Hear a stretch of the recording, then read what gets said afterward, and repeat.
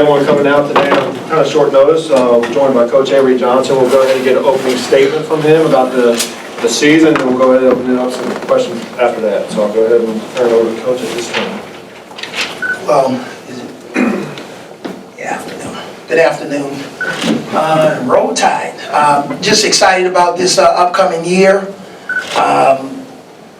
Year 2 of our program. We've had a lot over the last 15, 16 months since I arrived here to evaluate, install, change, improve. Obviously, this was my first go-around in terms of coaching in college, so there was still somewhat of a learning curve, but it's at the same time, it's still basketball, it's relationships, trying to get your team to buy into a system, trying to help our student athletes improve individually on and off the floor, at the same time getting them to think more about the team than themselves.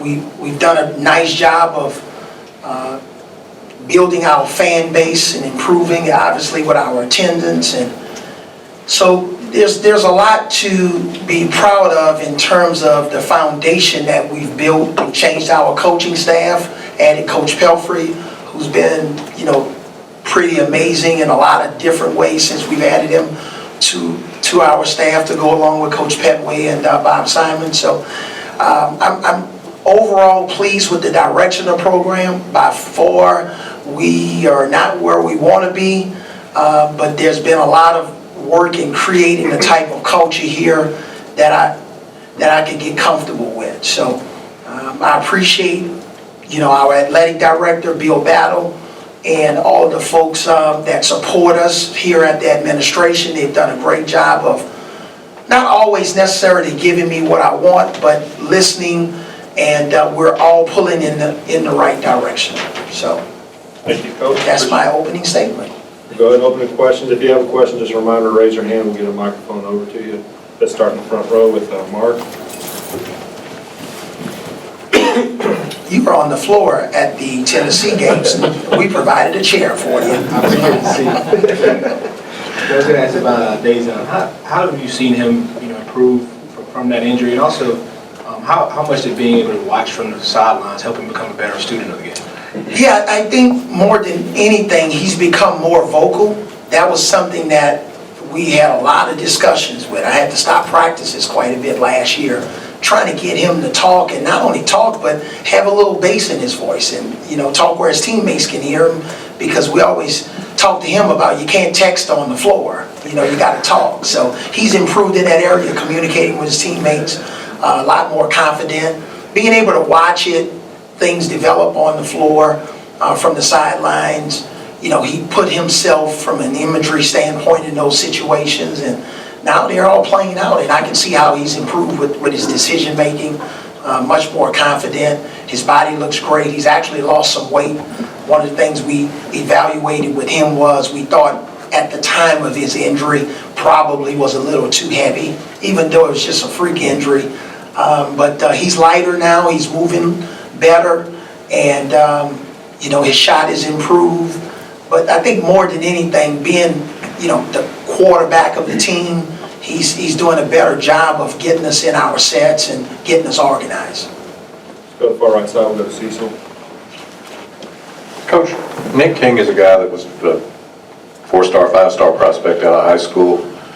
With the transfer, he's been away from competitive, so he's certainly been practicing, but away from competitive ball for probably 18 months. How has he improved from the first time you saw him when he got to Tuscaloosa, and what's his role?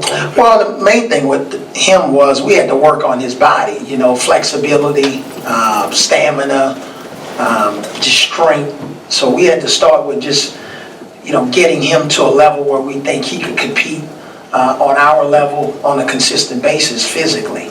And I just think in terms of his game, he's improved with his ball handling, shot selection, if I can say it correctly.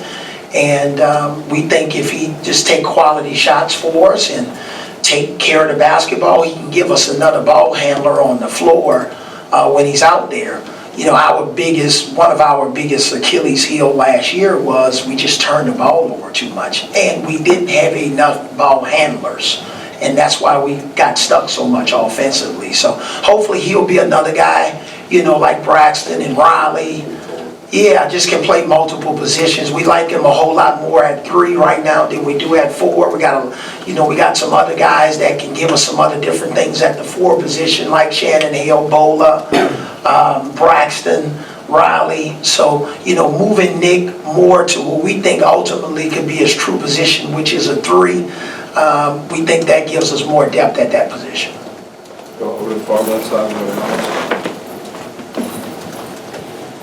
Ask you about Pelfrey. What has he kind of brought already? Not just maybe on a recruiting angle, but also game prep and that kind of thing. What has he added to this team? Let's start with recruiting. In talking to Coach Saban last year, we had a long discussion about my assistant coaching staff, and it was basically me questioning him about what does he look for in the staff. All right, I know it's football, but what do you look for? What type of personality, character, work ethic, and especially your coordinators. And after that conversation, I already had in my mind that I thought something possibly was going to change with Coach Scott going back to Texas to be with his family. So I wanted somebody that had a head coaching pedigree, specifically in the SEC, but at the same time, he just so happened to play in the league and also have won a championship being an assistant coach. So all of those intangibles coming together made the most sense for us. And I also wanted somebody that can recruit, and he basically, when we hired him, and then Daniel Giddings decided to transfer, that was a guy that potentially could have been at Florida with Coach Pelfrey had he stayed there and Coach Donovan stayed there. So he also walked in the door, after a bit of time with a player we think is going to be awfully good after his redshirt year. But just somebody who sat in the hot seat before. It's like Don Nelson, one of my old coaches, says, when you move 6 inches over from that associate head coaching position to the head coaching position, it's a different ball game. So I wanted somebody that had that type of experience. How much has that added, even to your discussions in prep this season? How much have you seen? Maybe has he given you an idea that maybe you wouldn't have thought about? Oh, absolutely. Yeah, he's given me some ideas, and after recruiting is over, I'll give you one idea, one suggestion that he made, and hopefully it'll work for us. So I'll give it to you after November 9th or 10th. Got a second round left. What was the biggest, or what do you like most in college versus the pros, and what was the biggest adjustment you had to make going to the college level? And you know what, since I'm 51 now, and I don't want to forget, I want to add one more C to your answer, and I'll get to your question. Also with coaching staffs, chemistry amongst the staff is very important, and his personality, he's kind of got that Seinfeld type of sense of humor, so he goes well with Bob Simon and Coach Petway. So just all of us and our wives working together, we feel, we got great chemistry amongst the staff, and all of the things that we do together, makes it a fun environment. But we, obviously work really hard. I would say the main thing is I'm involved with my kids daily, and it's not just basketball. I just don't wear a coaching hat. There's always individual meetings, and it's not just about basketball, it's about life. And obviously I can't share too much about those meetings, but as I share with our players, this campus is Disney World. Can't get on every ride, all right? And there are a lot of different situations. You got to know where to go, who to go with, So we have a lot of different discussions about manhood and, just how to mature. And then there are other questions they may ask me a question about my career as a player, or somebody I played against, coached against. But it's a lot of growth and development. And that's what I love about this environment. And somebody twisted a quote that I said about how I'm anti-NBA now that I'm in college. That's not the truth. I was just alluding to that the NBA is different. The NBA is different and college is different. It doesn't make one necessarily better than the other. But I'm really enjoying the opportunity that I have to mold and teach and develop these young people, all right? But I'd be hypocritical to say anything negative about the NBA having spent 20-something years there. So make sure you get that quote correct. Stay on the left side of the front, we'll go to Kurt. Coach, you mentioned you've got guys who can play more than one position, and obviously that provides depth, which you mentioned, but have you recruited specifically to do that, or would you continue to do that, or would you like to get to a point where you don't need to recruit guys to play more than one position? No, I think this is an area where you have to recruit guys that can play more than one position. Fortunately, on our team, Corbin Collins can play 1 and 2, Dejon can play 1, 2, and 3. AJ can play 1 and 2. Nick can play 3 and 4, as I alluded to. Braxton 2, 3, and 4. Riley 3 and 4. Bola 4 and 5. I think it gives you much more versatility, depth. We ran into a major, a major depth problem towards the end of the season. And some of our games, we just didn't have another gear to go to because we just didn't have that extra body. So as we're building this team, we're trying to build it in a way where guys, and even with the guys that we're recruiting, is not just one position. Hopefully they can play a minimum of 2. Stay on the left side over to Matt. Uh-oh. Avery, you've talked a lot about just the relationship with Coach Saban and just the communication that you guys have. What's the most interesting thing that you've learned from Coach Saban, whether it's through a conversation with him or just studying him during the course of the last year? Ooh, the most interesting thing I've learned. Wow. I don't even know if it's really interesting, and I don't want to bore you, but it's just the thing of how valuable the basketball is, and in his world of football, just how you have to take care of it. And it's no rocket science, but we spend a lot of time on decisions that players make with the ball. I mean, imagine a guy who, gets an interception at the 50-yard line and he's running it in the end zone and he makes a decision at the 20-yard line to start celebrating, and somebody comes and tips the ball from behind and the other team recovers the ball because he made a poor decision because he was celebrating too early. Or some read that a quarterback will make, or whatever a defensive player may think he can get an interception when it's unrealistic and he gets beat.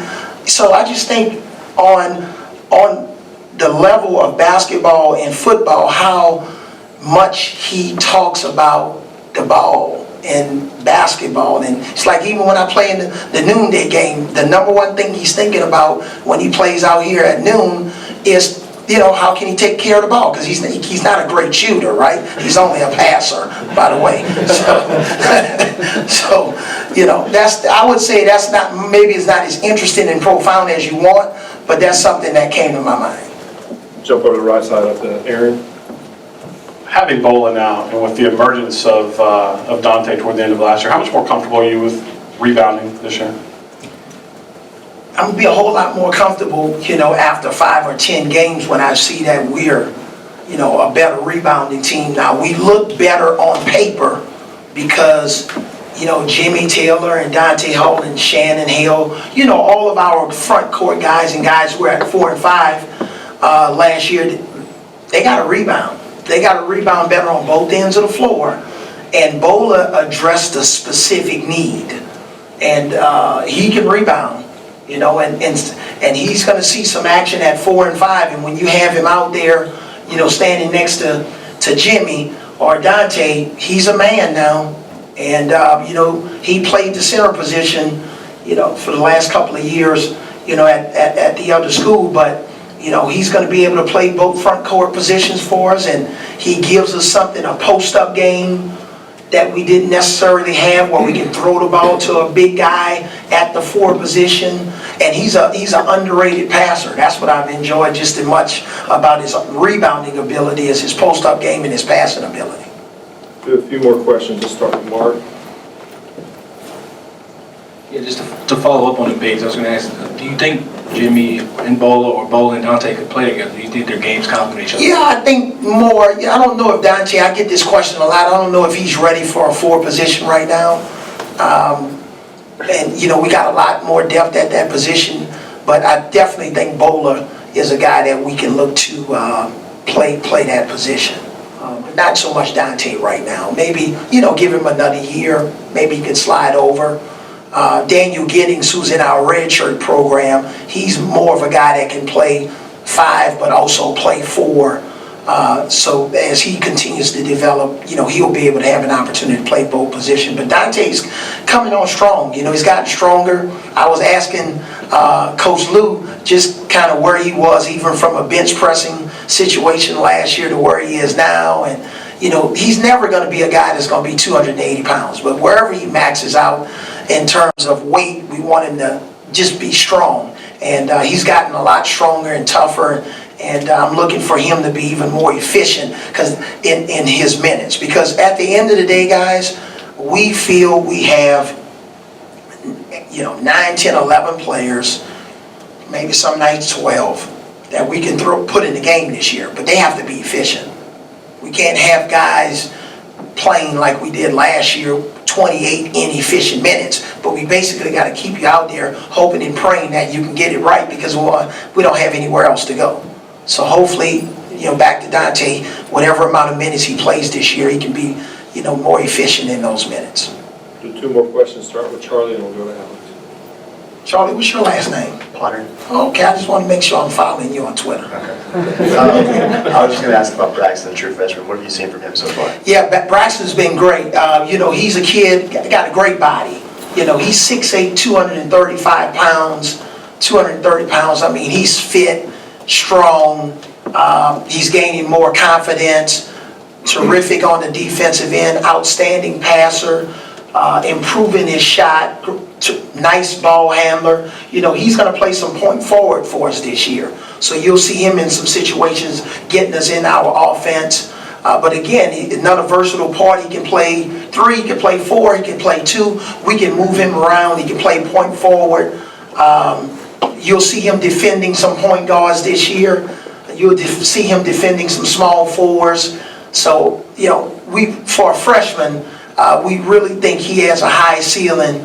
And he's battling every day. Riley Norris and, those guys, they're not just giving up their spots. They're playing hard. So we have a higher level of competition in practice this year, which has been very rewarding. Far left side, Alex. It's going to be kind of a 2-parter. You talk about the Newtown game. This time last year, you guys played in those games. So walk us through, what are those games like for you to kind of be in there with the football coaches?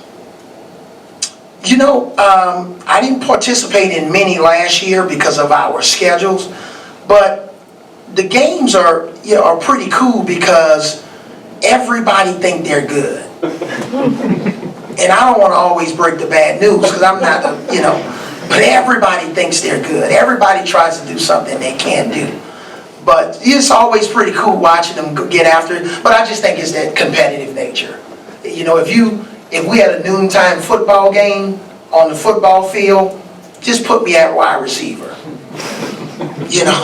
I'll go get it. Put me at wide receiver. Or, I think if there's not a spot at wide receiver, I can be Minka Fitzpatrick. Who's the best shooter among the football coaches? Ooh. The time that I saw him out here, Lane was decent. He had a decent looking shot.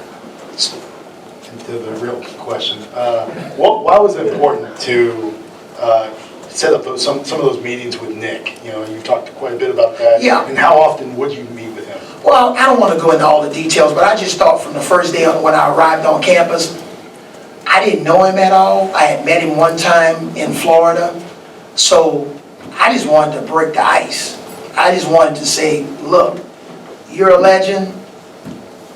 Hall of Famer, statue in front of the stadium. There's no ego involved with me. I need your help.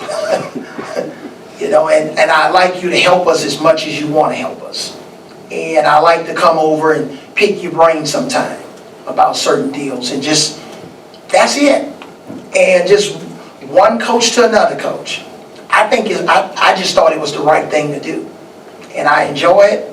And we don't always publicize it. And I would say also his wife, Miss Terry, has been really nice to my wife. I mean, they have a strong relationship. So, you know, and they came from the NFL, obviously had spent some time in college, and, you know, I came from the professional ranks. So there was a lot of synergy there, and, you know, things that he could talk about that happened to him at with the Dolphins and some of his previous stops. And I could talk to him about some things that happened at some of my previous stops. And, you know, how does that translate to what we're doing now? Coach, we do one last Oh, question one more? over to Cecil. Okay.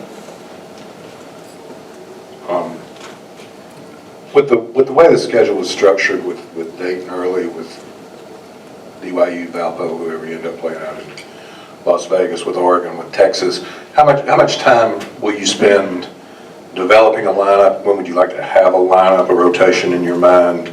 Is that something you got to come out of practice with? No, I already have the rotation. So the rotation is done. I already know who's starting opening night.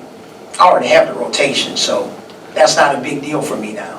I'm just, during practice, not only looking at that rotation, but working on other combinations, you know, who would be the first guy off the bench. But in terms of starting and basically having an idea what the rotation looked like, we're already there. They don't know, but I know.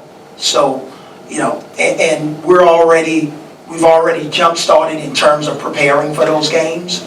You know, it haven't been full-out scouts, but, you know, we're doing our homework, and we've also done a lot of work this summer. You know, there's some downtime this summer where we can work on a lot of different things. And the way our schedule is, starting off with Coastal Carolina, the Dayton game is going to come pretty fast. You know, a Friday and a Tuesday. And that game is at 12:15. It's an early start. Hopefully all of our students and season ticket holders will come out for that game, because, you know, they weren't very nice to us in Dayton last year. So it's a nationally televised game, and hopefully, you know, we'll get a great amount of support. But I would say last year around this time, Cecil, no rotation, didn't really have a clue. All of the wheels are just spinning until opening night. A little bit ahead now in terms of having, you know, something set in my mind of what direction we're going to go in. All right, thank you. Okay, thanks. Here to tell us about your rotation.